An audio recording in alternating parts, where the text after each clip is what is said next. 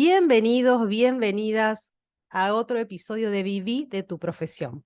Hoy vamos a tener una invitada, pero por supuesto yo antes le tengo que dar la bienvenida a ella, que es como la estrella pistola, así como la estás escuchando. ¿Vos la conocés? No, yo tampoco, pero lo busqué en Google. La estrella pistola es una de las estrellas hipergigantes e hipermasivas más luminosas de la Vía Láctea, así como la estrella pistola es Saúl Fernández. ¡Wow! ¡Qué presentación! Escúchame, no te va a quedar ninguna estrella de la Vía Láctea con tantos episodios que estamos grabando. Ya nos recorrimos ¿cómo se llama? La constelación, más o menos. ¡Qué romántica que estás, Se me Vero! vuelve cada vez más difícil buscar más No, estrellas. no, cada vez más sofisticado. Yo te recomiendo que le preguntes a ChatGPT. Tenemos que hacer el ejercicio de preguntarle a ChatGPT cómo puedo presentar a la contadora estrella en los próximos años. Dado por hecho que lo voy a hacer. No, excelente, excelente. Bueno, bienvenida a vos. Últimas veces que te presentamos sola, así ¿Sí? que, bueno, bienvenida. Para que tengas el último, uno de los últimos lujos de que te presente a vos sola. Vero, bienvenida a vos también. Y hoy tenemos una invitada especial, que si ya escucharon mis podcasts, mis ediciones anteriores, ya la hemos entrevistado, pero la hemos entrevistado tocando otro tema. Ella es María Virginia Arce y es especialista en empresas familiares, es contadora especialista en empresas familiares y nos va a contar em, cómo es hacer consultoría en empresas familiares y cómo los problemas familiares afectan a las finanzas de las pymes. Así que, bueno, primero que nada, Vir, bienvenida. Bueno, muchísimas Eh, gracias.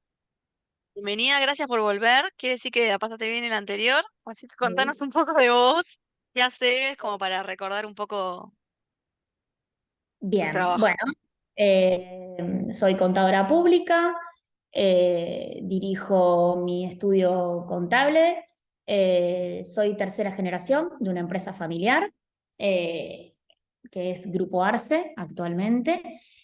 Somos un grupo con diferentes unidades de negocio. Bueno, a mí particularmente me toca estar en el estudio contable y bueno, si no escucharon el podcast al que remite Agus, sí, yo después de una búsqueda, digamos, intensa profesional, doy con esto de la consultoría de empresa familiar y en primera instancia para tener herramientas yo, como repito, como miembro de una empresa familiar, y luego veo que esto a mis clientes era un campo completamente inexplorado y que podía brindar una ayuda que es realmente invaluable. Así que bueno, hace un par de años que estoy desarrollando esta consultoría y bueno, es la verdad que un mundo hermoso. ¿Y te sorprende que sea algo tan inexplorado en Argentina, este área? Sí, la verdad que sí. Lo que yo noto es que las empresas de cierto tamaño, y me refiero a empresas grandes, que en nuestro país son las menos en porcentaje, sí ya tienen un asesoramiento en este tema, tienen protocolo, que es algo de lo que después también podemos hablar, pero lo que es, digamos, las pymes, ¿sí? Que son un alto porcentaje de lo que es las empresas de nuestro país, son familiares y atraviesan por todos los problemas típicos de una empresa familiar y no saben que hay profesionales que estamos capacitados para asesorarlos, acompañarlos, Está ese ayudarlos. salto, ¿no? Como que está ese salto, ¿no? De nada a todo. Como que no hay mucho intermedio. ¿Qué tipo Exacto. de problemas típicos vos encontrás que atraviesan las pymes, pequeñas, medianas? No hablamos de las grandes que ya tienen un camino, sino las que recién están empezando, como para empezar a despertar, che, esto sí, a mí me pasa en mi empresa. Digo, para quienes nos estén escuchando. Primero, me gustaría aclarar qué es una empresa familiar, porque muchas veces nos parece que es como empresas grandes y en realidad para que exista una empresa familiar tiene que haber, en primer lugar, que la propiedad de la empresa, que puede ser unipersonal, vuelvo a lo mismo, o sea, no importa el tamaño, pero la propiedad de la empresa tiene que estar en manos de una o más familias, ¿sí? En segundo lugar, que estas familias trabajen en la empresa, no necesariamente con un trabajo directo operativo, pero sí que sean las que toman las decisiones. Entonces nos podemos encontrar con un matrimonio, por ejemplo, que tiene un negocio, una empresa, en donde a lo mejor o sea, la propiedad de eso la tiene uno de los cónyuges, pero está toda la familia involucrada. Eso es una empresa familiar y se va a encontrar con todos estos problemas que vamos a mencionar. Y en tercer lugar, tiene que haber un deseo de continuidad. Es decir, tiene que haber de manera manifiesta este deseo de que traspase a la generación actual. O sea, que la empresa continúe en manos de la familia y con la familia involucrada. Reuniendo esas tres condiciones, que como verán pasa prácticamente en todos los negocios o empresas, de forma directa o indirecta, tenemos una empresa familiar. Y ahí es donde sí pueden surgir un montón de problemas que son habituales y transversales a todas las empresas, obviamente en un mayor o menor grado, dependiendo obviamente de la cantidad de miembros, sobre todo. La cantidad de miembros que tenga la familia es también uno de los grandes factores. ¿Cuáles son Pero esos problemas principales que vos podés ver y que a ver, como decía Vero, lo que suele pasar mucho es que no se sabe, y nos pasa a todos en general cuando hace mucho que hacemos las cosas de la misma forma, y eso pasa mucho en las pymes chicas y medianas, que hagan las cosas por como siempre se hizo, sí, o como lo hacía el anterior, sobre todo cuando son empresas que vienen ya desde otra generación, por ejemplo, que se hagan las cosas como se venían haciendo, que nos acostumbremos a que si un problema siempre fue un problema, va a seguir siendo un problema. O si no me gusta algo, está bien, es algo que no me puede gustar todo, listo, es parte del todo. Entonces uno se acostumbra a convivir con ciertas cosas y no saben, no se dan cuenta, no son conscientes de que hay herramientas para solucionar esos temas. ¿Qué temas vos crees que es lo más, que hay cosas que se pueden solucionar que son y que no se están abordando, que son más difíciles sí. de Principalmente entregar? hay dos situaciones en la vida de una familia empresaria, porque eso es un término que a mí me gusta usar mucho, que generan problemas. Uno es la incorporación de nuevos miembros, que es decir, primera generación, que trae todo un espíritu emprendedor, unas ganas, un trabajo que en general suele ser todo pulmón. Tiene ya sus hijos en edad de comenzar a trabajar, entonces los incorporan a la empresa y ahí es donde surgen los problemas. No hay planificación, no hay profesionalización, hay esta cuestión de que porque son familiares ya quiere decir que están capacitados para dirigir o trabajar en la empresa.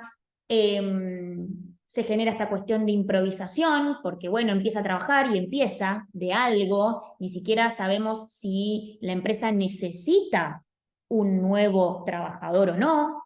Entonces, este punto, como es la incorporación de familiares, genera un montón de estos problemas. Otro gran punto de quiebre es la sucesión, es decir, cuando, por ejemplo, la primera generación se quiere retirar o la retiran, entre comillas, entonces vuelve a haber un montón de conflictos. ¿Por qué? Porque generalmente las sucesiones no se planifican, generalmente las sucesiones no, no tienen en cuenta, digamos, un montón de otras cuestiones, y las particularidades que tiene la empresa familiar es que en una empresa no familiar, vos contratás cuando realmente detectás una necesidad de contratación. A los 60, 65 años, la gente se te jubila y se te va. En cambio, en una empresa familiar, todo esto no sucede. Vos podés tener personas trabajando hasta los 70, 80 o incluso hasta el día que se van, están trabajando. Entonces, los conflictos que se van desprendiendo de todas estas situaciones suelen ser comunes, porque a toda empresa le sucede, digamos, es inevitable que toda familia empresaria pase por esto. Yo vengo, Otros conflictos que pueden surgir son, sí, te iba a contar, yo vengo trabajando mucho con familias, ¿no? Vengo un poco del marco sistémico, donde trabajo mucho con familias que también están trabajando en pymes, pero pareciera que en el ámbito terapéutico el problema familiar queda circunscripto en lo familiar, ¿no? Pero trabajando en empresas, yo muchas veces vi que muchas veces los conflictos de familia se trasladan a los ámbitos laborales donde se convierten como pareciera en un campo de batalla.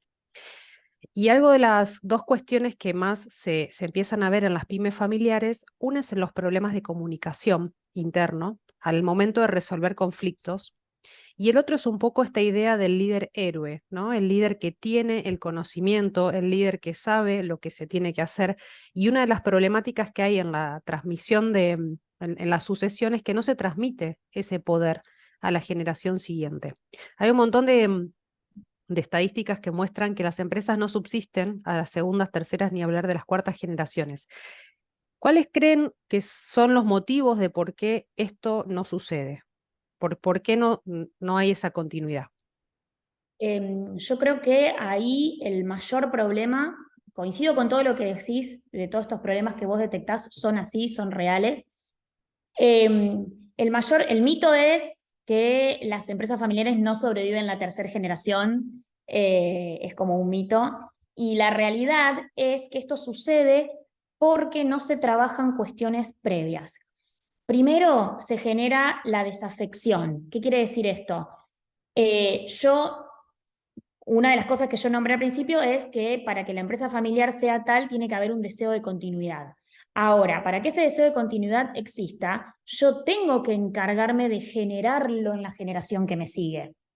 Si yo, por ejemplo, hoy que a mí me toca ser mamá y estoy digamos, al frente de la empresa familiar, si yo a mis hijos deseo esta en continuidad, ¿no es cierto? Pero si yo a mis hijos no los llevo a la empresa, no los involucro desde chiquitos, si ellos lo que ven de mí es a alguien que está siempre enojado, siempre preocupado, siempre pasándola mal por cuestiones de la empresa familiar, ¿qué deseo van a tener de trabajar ahí después? ¿No es cierto? Es como que justamente las familias empresarias son eso, son familia y son empresa. Entonces hay que conjugar esta cuestión y tener siempre muy en claro que los problemas de la familia van a afectar a la empresa y los problemas de la empresa van a afectar a la familia.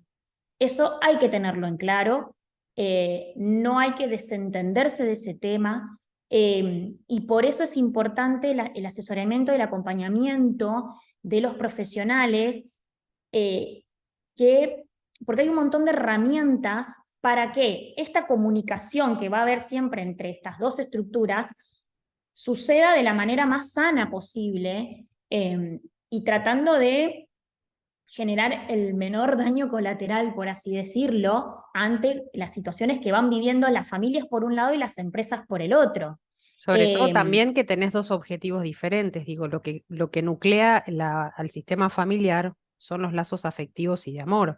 Y lo que nuclea muchas veces las cuestiones empresariales es el interés en torno a la generación del dinero. Entonces, digo, em, ¿cómo compatibilizar estos dos mundos? Y a veces una de las formas de evitar esto, ¿no? Que las empresas se transformen en un campo de batallas, es establecer límites muy claros donde se habla de cada tema, ¿no? Y estructurar acuerdos y roles y funciones y procesos. Esos marcos institucionales también ayudan y contribuyen al cuidado familiar, porque muchas Sí. veces los vínculos familiares se ven afectados justamente por la dificultad en cómo trabajan esos vínculos.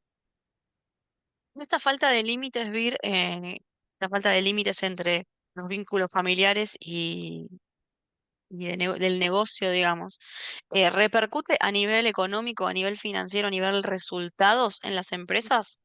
Sí, sí, totalmente. Es decir, todos los problemas que pueden enfrentar las familias empresarias van a repercutir en eso, indefectiblemente. A ver, uno de los Por grandes ejemplo, problemas, no sé, en base a decisiones, en base a, ¿a qué, por ejemplo? por ejemplo, esto de que no llegan a la tercera generación, muchas veces ¿por qué? Es porque no hay planificación. La falta de profesionalización, esta cuestión de incorporarlo porque es familia, entonces porque es familia ya sabe.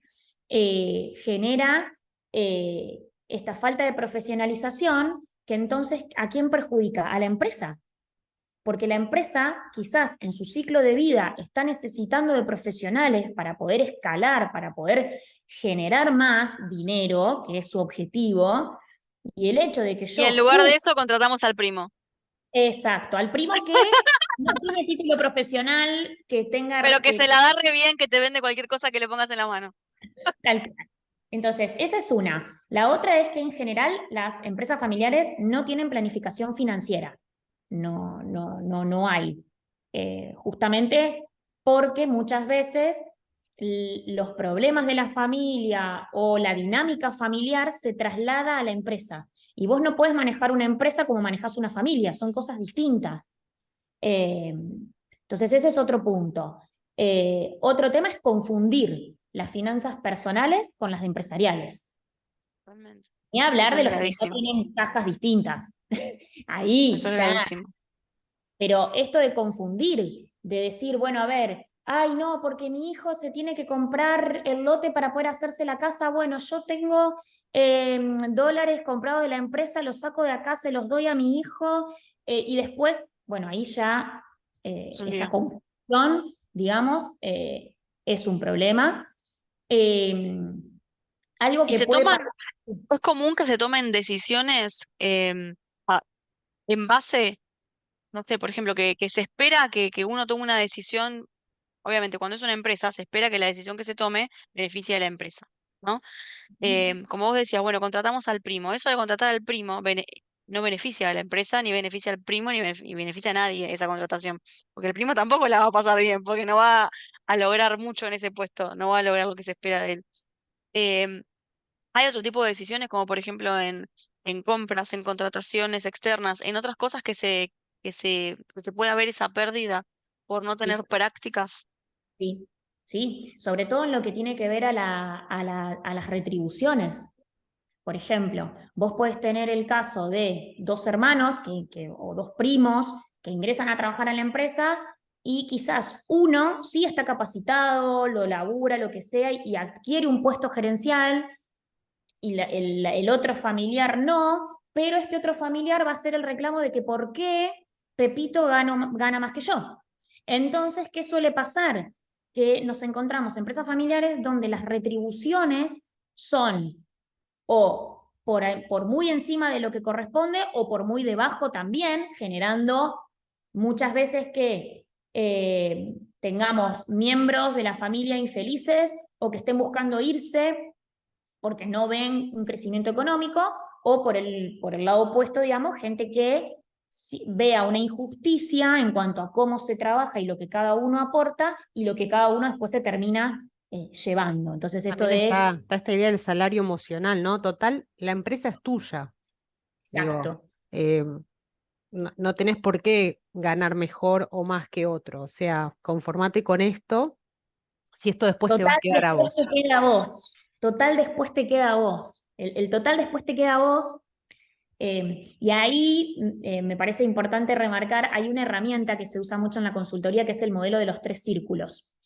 Que cuando yo se los planteo a mis clientes es como que son 3 círculos, es muy difícil en un podcast, pero apelo a la imaginación del oyente. Son 3 círculos, ¿sí? Que se interrelacionan. En un círculo tenemos la familia, en otro la empresa, en otro la propiedad, ¿sí? Estos 3 círculos se conectan entre sí. Entonces, vos podés tener personas que son solamente familiares, podés tener personas que solamente trabajan en la empresa y podés tener personas que solamente sean propietarios, porque puede dar el caso que tengamos una sociedad donde una parte es familia y la otra parte no. Eh, Después vos podés tener personas que sean propietarios y familiares, pero no trabajan en la empresa. Como podés tener personas que son familiares y trabajan en la empresa, pero no son propietarios. O podés tener personas digamos, que tengan las 3 cuestiones. Son familiares, son propietarios y trabajan en la empresa. Entonces, saber quién ocupa cada lugar y qué rol desarrolla cada uno es sumamente importante. Y este análisis en general no se hace. Entonces confundimos estas cosas, encontramos personas tomando decisiones referente a la propiedad, pero que no son propietarios.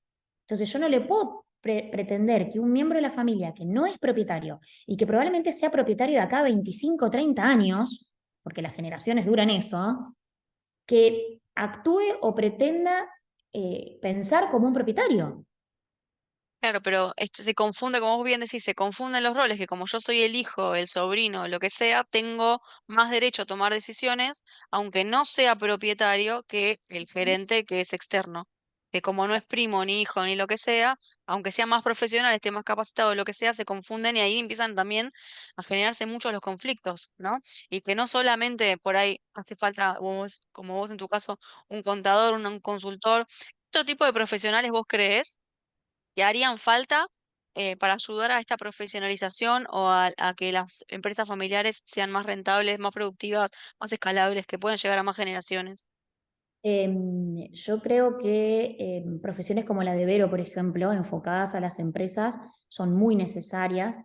También los consultores, que como yo les comentaba antes de iniciar la grabación, cuando yo hago el posgrado me encuentro con abogados, contadores, psicólogos haciendo este posgrado, porque justamente se necesita la visión que cada profesión trae también, porque en una empresa familiar entran en juego cuestiones psicológicas, cuestiones contables, cuestiones legales, o sea, es amplio el campo de acción, digamos.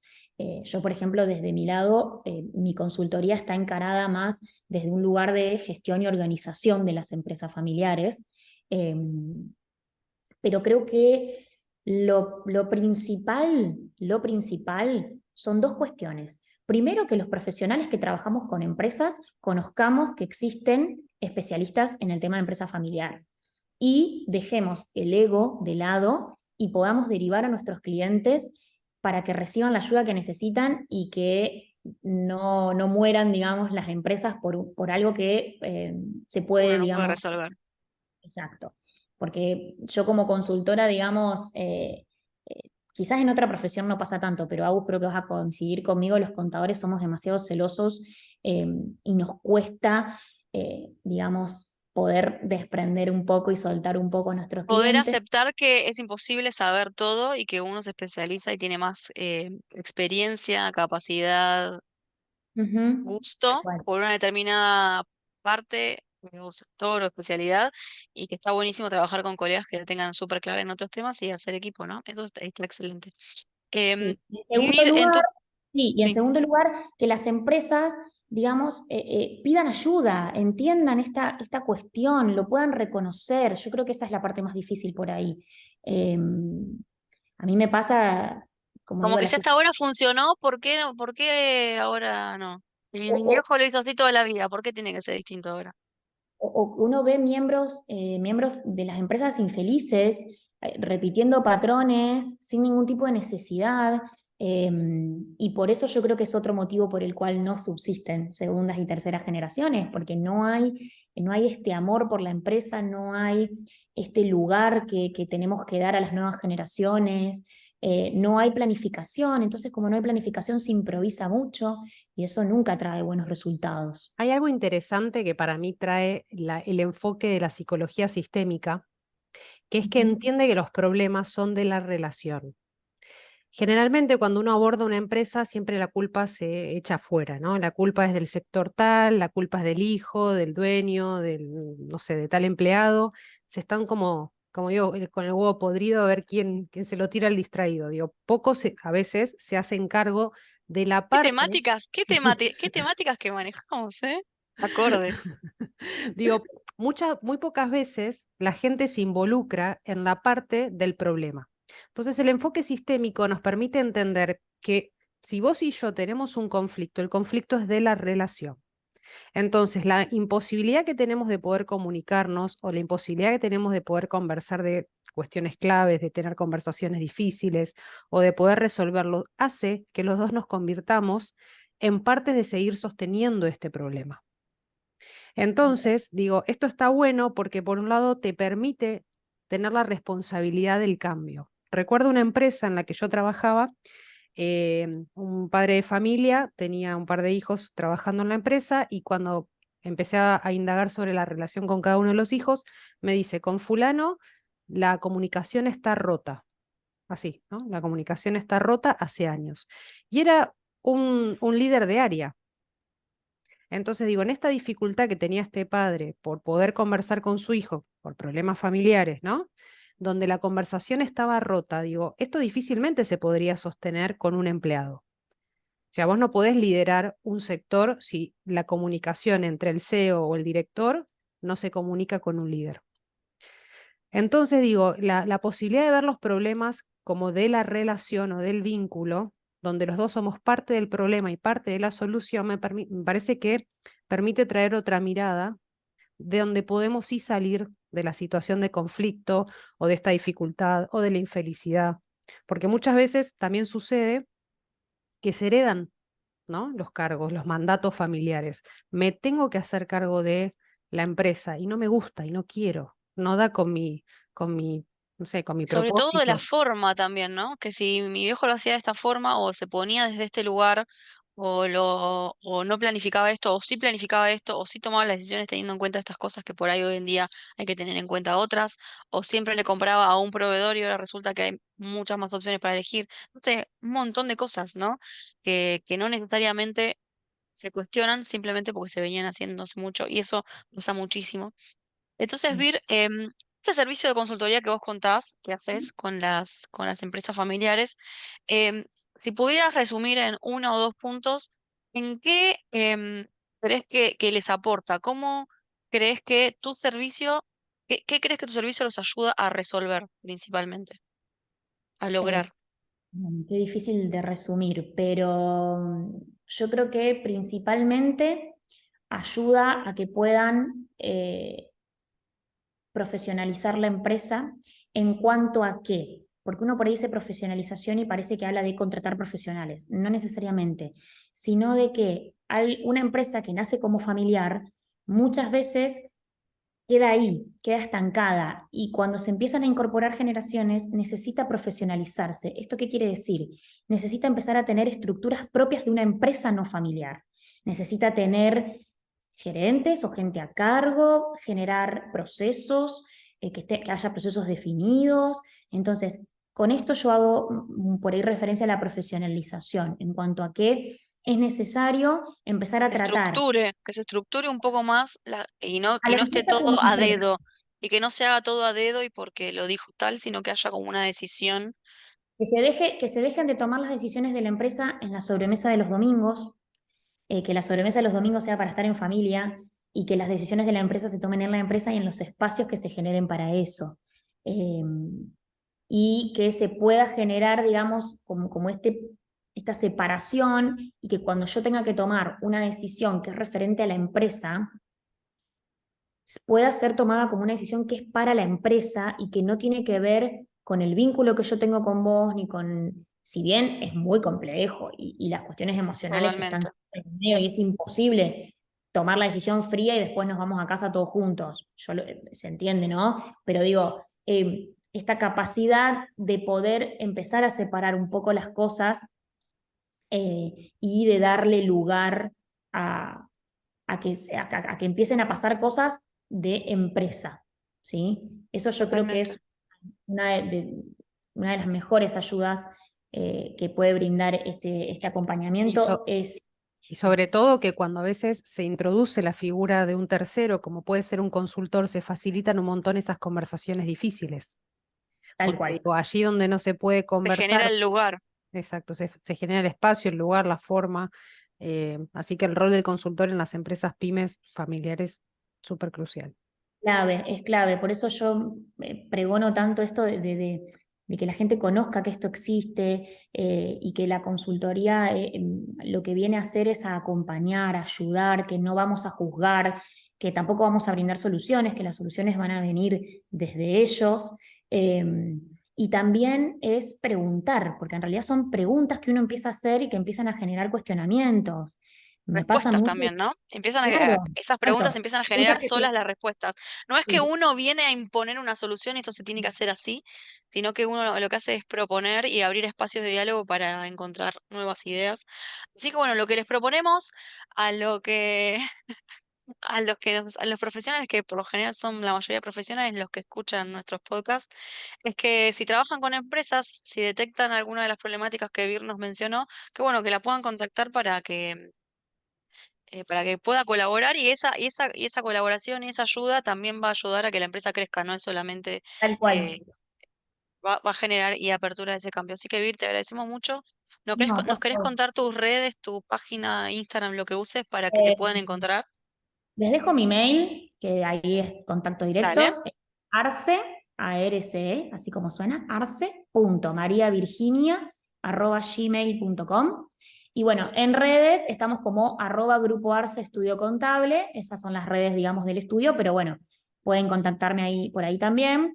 Y bueno, para los que son excelente. profesionales, no tengan miedo de escribirme, yo soy una persona, la verdad que muy abierta, entiendo este miedo que por ahí se puede generar, pero bueno, por ahí se puede hacer alguna acción en conjunto, no necesariamente es decir, no es que yo vengo a sacar clientes ni nada por el estilo, es justamente Es el sumar. trabajo en equipo y Exacto. sumar miradas, ¿no? Porque por lo general es los diferentes puntos de vista lo que abren las posibilidades, porque como todo, uno está acostumbrado a trabajar con ciertas herramientas, cierto tipo de clientes y ver, como hoy mencionamos, los puntos de vista, las experiencias que contaba Vero, lo tuyo, las preguntas y demás, van abriendo espacios. Así que Incluso dentro de la consultoría, los profesionales de toda la vida también se ven involucrados. O sea, el contador de toda la vida de la empresa tiene que estar involucrado porque conoce muchas cuestiones. Entonces, es un trabajo en conjunto indefectiblemente. Y bueno, para las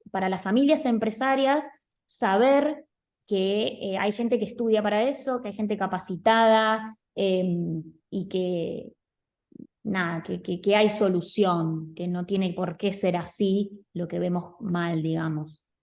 totalmente, totalmente. Muchas gracias, Vir. Muchas gracias, Vero, a vos también, por todos tus aportes súper valiosos, como siempre. Y bueno, para todos los que se nos están escuchando, a Vero la pueden encontrar en @psicopymes, a mí en @besemprendedor. Y acuérdense de ponerle 5 estrellitas al episodio, así sabemos que les gusta y seguimos haciendo más contenido como este. Muchas gracias.